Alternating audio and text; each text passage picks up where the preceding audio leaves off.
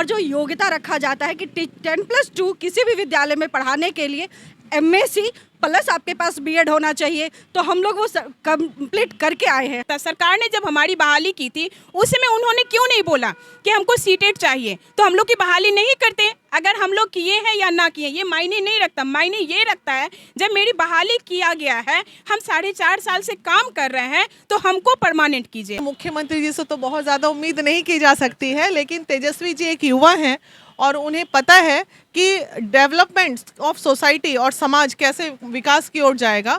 वो है एक वक्त के बाद उम्र में ठहराव आने के बाद काम में भी ठहराव आ जाता है, लेकिन ये अभी युवा हैं तो ये दर्द भी समझेंगे और पॉजिटिव निर्णय की ओर इनको जाना पड़ेगा। नमस्कार दोस्तों, काबिल न्यूज में आप सभी का स्वागत है। और अभी देख सकते हैं मेरे पीछे जितनी महिलाएं खड़ी हैं ये शिक्षक हैं, और शिक्षक अतिथि शिक्षक इनको बोला जाता है इसलिए कि इनका पेमेंट 25,000 रुपया दिया जाता है और इनको जब मन तब पढ़वाया जाता है और जब मन तब निकाल दिया जाता है। वो इसलिए कि सरकार जब मन तब इनको अपने उंगली पे नचाती है। इनको नियोजित मतलब अच्छा परमानेंट करने का मांग ये लोग बार बार करते हैं, लेकिन आज तक इनको परमानेंट नहीं किया गया है।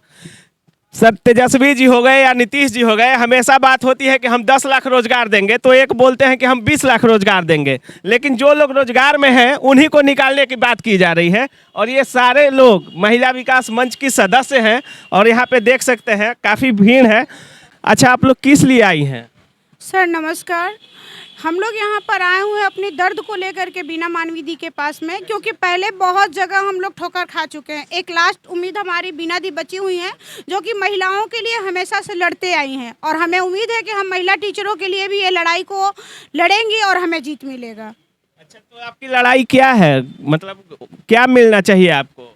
सर एक्चुअली हम लोगों की लड़ाई ये है कि हम लोग गेस्ट टीचर के रूप में कार्य करते हैं। हम लोगों की बहाली आज से 4.5 साल पहले गेस्ट टीचर के रूप में लिया गया था, और हम लोग जब से गेस्ट टीचर के रूप में पढ़ाई करा रहे हैं +2 स्कूलों में, स्कूल की हालत जो है बेहतरी हो गई है। पहले +2 स्कूलों में ताला लगी हुई रहती थी, और गेस्ट टीचर के आने के बाद में वो ताला खुलने का कार्य ही नहीं हुआ। शिक्षा में भी अच्छी उन्नति हुई है। और यही नहीं, हम लोग कोरोना काल हो, महामारी जैसी अवस्था में हम लोगों से काम लिया गया।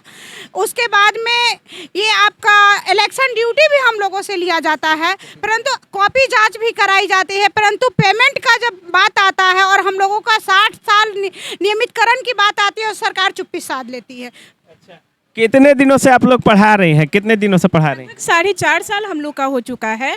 और हम लोग कंटिन्यू क्लासेस ले रहे हैं। कहाँ पढ़ाती हैं? हम वैशाली में पोस्टेड हैं, घटारो हाई स्कूल लालगंज। लोग अलग अलग जगह से आए हैं। आप कहाँ से आए? नवादा जिला से आए हैं। जहानाबाद जिला से। हम गया जिला से आए हैं। हम जहानाबाद जिला से आए हैं। मतलब अलग अलग जगहों से आप लोग आई हुई हैं। और क्या मांग लेकर आई हैं? मुख्य मांग क्या है? हमारा मुख्य मांग ये है कि हम लोग को 60 साल कर दिया जाए। और अगर सरकार को लगता है क्या कि हर एक विभाग में एक होता है कि दक्षता परीक्षा लेकर के, अस्थायी परीक्षा लेकर के हम लोग को 60 साल पूरी तरह मांग है, यही है कि हम लोग को किया जाए। जो अदर टीचर जो काम कर रहे हैं नियोजित टीचर की तरह हम लोग की हर एक सुविधा दिया जाए। ना हम लोग को कोई एसएल है, ना हमारा मातृ अवकाश दिया जा रहा है, ना हमारा कोई प्राकृतिक अवकाश है, कोई अवकाश हम लोग के पास नहीं है। डेली जाते हैं तो 1,000 रुपये बनती है, नहीं जाते हैं तो हम लोग के नहीं बनती है। अच्छा, आप लोग B.Ed की हुई हैं? हाँ, M.Ed MSc और प्लस B.Ed पे हम लोग की बहाली हुई थी। अच्छा, सभी लोग किए हुए हैं? बिल्कुल 100% सभी लोग MSc कोई PhD भी किए हुए हैं, वो लोग भी रेगुलर और क्लासेस लिया जा रहा है। शिक्षक बनने के लिए अभी सीटेट का एग्जाम क्वालिफाई करना होता है, तो आप लोग की हैं? इसमें से कुछ लोग किए हैं, कुछ लोग नहीं किए हैं, वो मायने नहीं रखता। सरकार ने जब हमारी बहाली की थी उस समय उन्होंने क्यों नहीं बोला कि हमको सीटेट चाहिए, तो हम लोग की बहाली नहीं करते। अगर हम लोग किए हैं या ना किए ये मायने नहीं रखता, मायने ये रखता है जब मेरी बहाली किया गया है, हम 4.5 साल से काम कर रहे हैं, तो हमको परमानेंट कीजिए। उनका अगर इंटर का रिजल्ट जो था पहले 4.5 साल पहले मात्र 60% 70%, आज हमारा 85% तक रिजल्ट चला गया है। क्लासेज कंटिन्यू चल रही है, हमारी शिक्षा व्यवस्था अच्छी हो गई है, तब हम लोग को परमानेंट किया जाए। आपके हाथ में क्या है? इसको क्या ली हुई है? ये हम मैम के पास लेकर आए हैं बोलने के लिए कि हमें इसकी ज़रूरत है।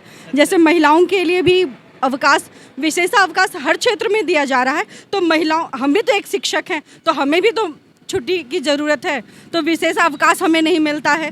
और जो योग्यता रखा जाता है कि 10+2 किसी भी विद्यालय में पढ़ाने के लिए MSc प्लस आपके पास B.Ed होना चाहिए। तो हम लोग वो कंप्लीट करके आए हैं। हर यहाँ पे जितने भी शिक्षक हैं, अतिथि शिक्षक, सब लोग। तो ये आप मतलब बीना मानवी मैम के लिए लेकर आई हैं? जी हाँ, उनके पास लेकर आए हैं क्योंकि हम लोग पहले महिला मंच में काम कर चुके हैं, तो आज लेकर के आए हैं कि अब यहाँ काम कर चुके हैं, अतिथि शिक्षक के रूप में काम कर रहे हैं 4.5 सालों से। आप लोग सर नीतीश जी से या तेजस्वी जी से नहीं मिली? नहीं, उनके पास भी रखा गया है। वो बार बार आश्वासन देते हैं कि बस हो जाएगा, लेकिन आज तक हुआ नहीं है। वो सिर्फ आश्वासन ही दे रहे हैं। चलिए 4.5 से 5 क्या बोल रही हैं आप? सर, मोतिहारी में जब हमने एक बार ये मुख्यमंत्री जी से मिले थे तो उन्होंने आश्वासन इस तरह दिया, आप लोग अतिथि शिक्षक हैं तो, लेकिन आप लोग परमानेंट हो जाएंगे। बार बार ये उनके मुंह से वाणी निकली है, लेकिन अब वो मुकर रहे हैं। क्यों मुकर रहे हैं वो जानते हैं।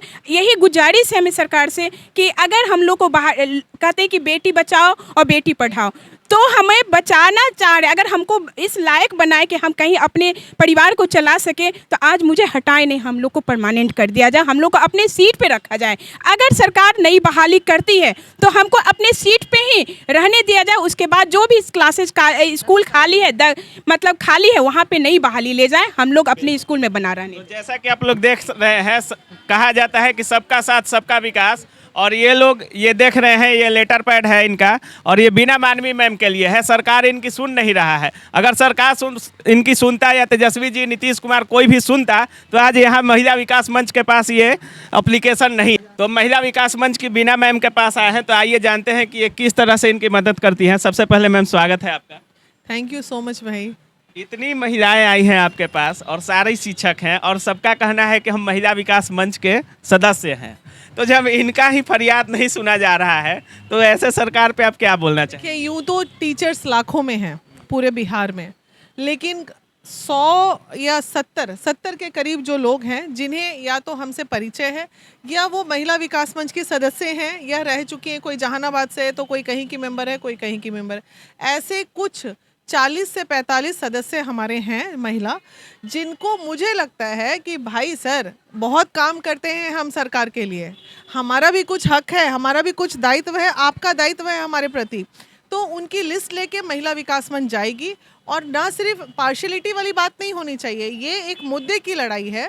जो लोग 4 साल 5 साल से काम कर रहे हैं, आप किस तरह की बेरोजगारी बढ़ाना चाह रहे हैं? मतलब दिखावे के लिए कि नए को बहाली करके और पुराने को हटाना, तो पुराने तो फिर बेरोजगार हो जाएंगे। तो इस पे एक अच्छा निर्णय आना चाहिए। जहाँ वैकेंसीज हैं उस स्कूल में आप नई बहाली कीजिए, और जहाँ ऑलरेडी लोग काम कर रहे हैं, जो शिक्षिका लोग हैं, अच्छा पढ़ा रही हैं, जो भी नॉर्म्स हैं, M.Ed, B.Ed, उनके सर्टिफिकेट्स, उनके इंटरव्यू, यहाँ तक महिला विकास मंच कहेगी उनसे कि आप उन तमाम लोगों का एक बार और परीक्षा ले लीजिए, जो क्वालिफाई हो उनको दे दीजिए जॉब। कुछ ऐसा नॉर्म्स के आधार पे ही पर इनको नियुक्ति दिया जाए। बिल्कुल बिल्कुल। एक टेस्ट जो होता है इन लोगों का, दक्षता, हाँ, उसके तहत एग्ज़ाम लेके और फिर वो कर लें। तो कुल मिला के हम 100-150 लोगों का एप्लीकेशन लेके तेजस्वी जी से मिलेंगे। हालांकि माननीय मुख्यमंत्री जी से तो बहुत ज़्यादा उम्मीद नहीं की जा सकती है, लेकिन तेजस्वी जी एक युवा हैं और उन्हें पता है कि डेवलपमेंट ऑफ सोसाइटी और समाज कैसे विकास की ओर जाएगा। वो है, एक वक्त के बाद उम्र में ठहराव आने के बाद काम में भी ठहराव आ जाता है, लेकिन ये अभी युवा हैं तो ये दर्द भी समझेंगे और पॉजिटिव निर्णय की ओर इनको जाना पड़ेगा। इतने जो आंदोलन हो रहे हैं शिक्षक को लेके, इतने ये हो रहे हैं, इस पर अब रोक लगाने की ज़रूरत तो है ही। अच्छा मैम, नई वैकेंसी ही नहीं दिया जा रहा है, इतने लोग बेरोजगार पड़े हैं। जब भी सीटेट का कोई अभ्यर्थी या बीटेट का हो, जब भी अपनी मांग को लेकर सरकार से जाता है तो उसको लाठियों का सामना करना पड़ता है। तो क्या लगता है इन लोगों की बात सुनी जाएगी? बिल्कुल सुनी जाएगी और हम लोग रखेंगे। देखिए, अगर ये दक्ष ना हो तो ये स्पष्ट बोल रहे हैं कि दक्षता का भाई एक आप ले लीजिए, एग्ज़ाम ले लीजिए, ये देने को तैयार हैं। जो ईमानदारी से 4.5 साल नौकरी करी है, अगर हो सकता है आप उसी वक्त बोले होते तो कोई अपने, क्योंकि ये दक्ष हैं तो ये अपना कहीं और भी करियर देखती। इन्होंने कई सारे करियर को छोड़ के इतना टाइम दे दिया, अब इनको आप सीधे से निकाल रहे हैं तो आप रोज़गार दे नहीं रहे हैं, कितने लोग को बेरोज़गार कर देंगे। तो इसकी लड़ाई पूरी तरह महिला विकास मंच लड़ने को तैयार है, और पूरे बिहार से सभी जितने भी टीचर्स हैं जो अडॉक पे हैं या फिर हाँ गेस्ट टीचर हैं, इनको हम लोग ऐसे भी बुलाएंगे, जो हमारी मेंबर है वो भी और जो ना है, आप सबको बोलते हैं आइए, हमारा फ्रेजर रोड में ऑफिस है, आप मिलिए, मिल के हम लोग आंदोलन करते हैं। क्यों आप ऐसा कर रहे हैं?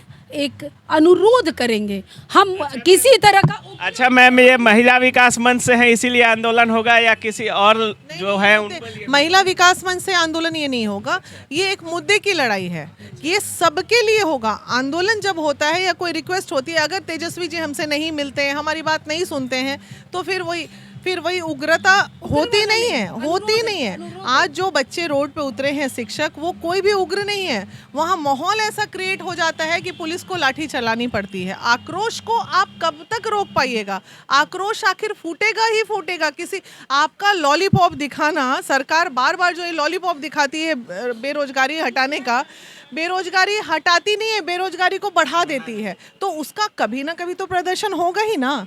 खैर फिलहाल हम अभी तेजस्वी जी से मिलेंगे, सारे एप्लीकेशन लेके, सारे लोग का लिस्ट लेके, क्या उस पर निर्णय आता है, क्योंकि ये लोग काफ़ी दिनों से परेशान हैं। तो मुझे लगता है एक कोशिश हमें भी कर लेनी चाहिए, जैसा होगा फिर बताया जाएगा। बिल्कुल, तो आप लोग देख रहे थे सारी महिलाएं शिक्षक हैं और अतिथि शिक्षक हैं, और इनका मुख्य मांग यही है कि इनको सरकारी कर दिया जाए और इनको 60 साल का जॉब कर दिया जाए, ताकि ये बेरोजगार ना रहे, या ये अतिथि का इनका जो टैग है कि अतिथि है, गेस्ट है, वो ना रहे। तो आप लोग इनके बारे में क्या सोचते हैं, इनका क्या राय है? आप भी अगर अतिथि शिक्षक है तो इनके साथ जुड़िए, महिला विकास मंच में आइए और इनके साथ सरकार से मांग कीजिए। हो सकता है सरकार आपकी बात सुने। आप लोग देख रहे थे काबिल न्यूज़, और आपको ये सेशन कैसा लगा कमेंट में ज़रूर डालिए। तक के लिए जय हिंद।